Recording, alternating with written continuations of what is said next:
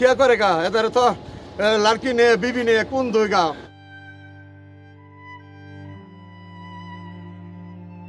विदेश क्या करता है आदमी? परदेश में क्या है? देखो आदमी क्या करते हैं, कुंबल खुद धोता है। खाना खुद बनाता है, खाना खुद का बना के खाना पड़ता है। कितना परेशान होता है घर में पैसा भेजो। अच्छा थोड़ा दिखाओ ये क्या कर रहे हो अभी क्या हो रहा है? कैसे जाए हमारे शेष?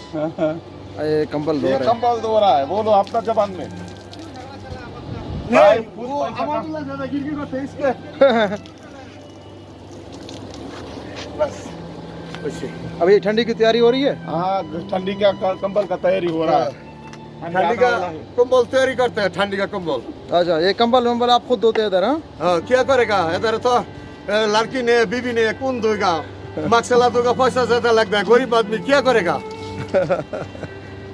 खाना वाना सब कुछ बनाते हैं, खुद बनाते हैं। अभी गुस्सा नहीं करा, अभी खाना बनाया, खाना खा के अभी खाली करके गाड़ी आया, गाड़ी खाली करके आया। बहुत काम करना पड़ेगा विदेश। अच्छा अपन कपड़ा वपड़ा खाना वाना खुद? हाँ सब कुछ खुद करता है। इधर कोई बीवी है जो बना देगा?